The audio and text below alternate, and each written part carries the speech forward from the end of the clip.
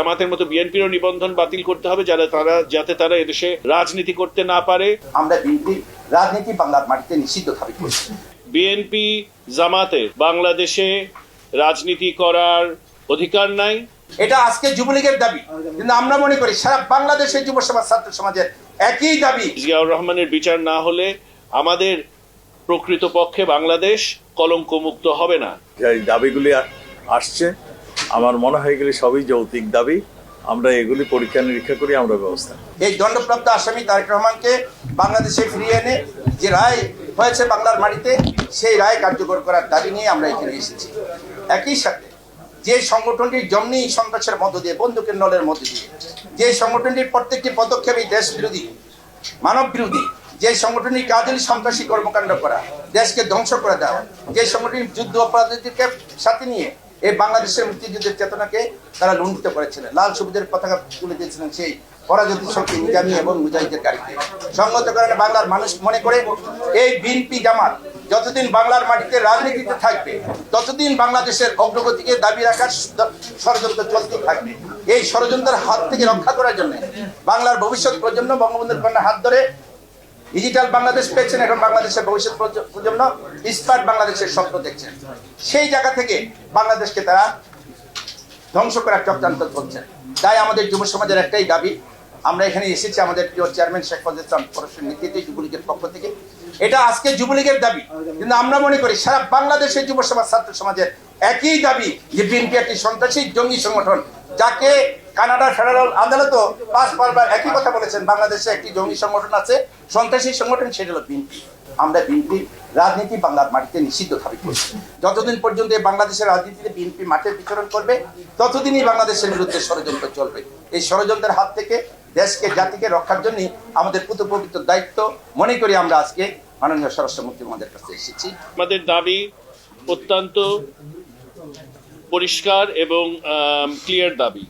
সেটা হচ্ছে যে 75-এর হত্যাকাণ্ডের যে মাস্টার মাইন্ড যে জিয়াউর রহমান, এটা আজকে জনসাধারণের কাছে পরিষ্কার, বিশেষ করে যুব সমাজের কাছে এটা পরিষ্কার। কারণ তারাই বেনিফিশিয়ারি হত্যাকাণ্ডের, তারাই দল গঠন করেছে বন্দুকের নল উঁচা করে, এবং তারা সন্ত্রাস দ্বারা সৃষ্টি।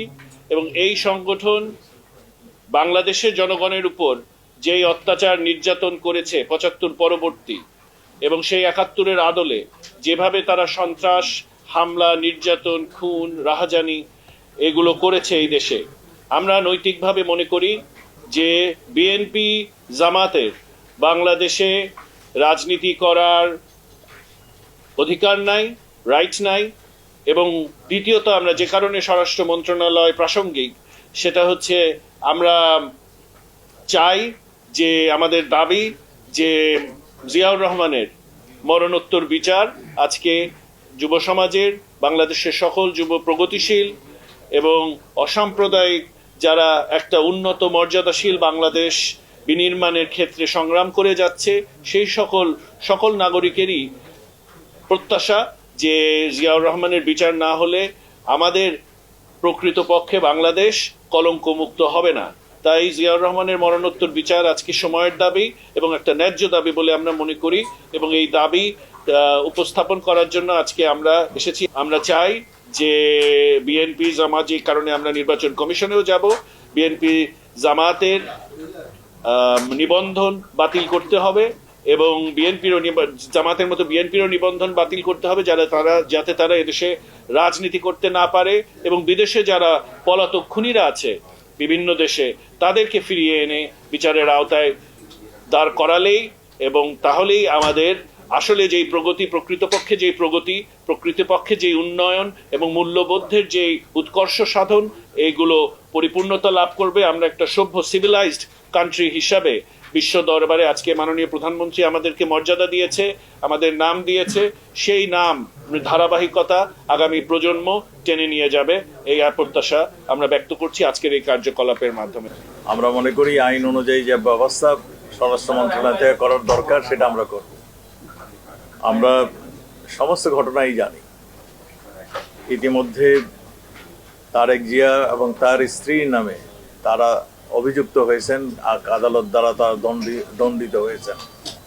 এবং তাদেরকে ফিরিয়ে আনার জন্য আমাদের যা যা করার আমরা করব। আর যে দাবিগুলি আসছে আমার মনে হয় এগুলি সবই যৌক্তিক দাবি, আমরা এগুলি পরীক্ষা নিরীক্ষা করি, আমরা ব্যবস্থা নেব।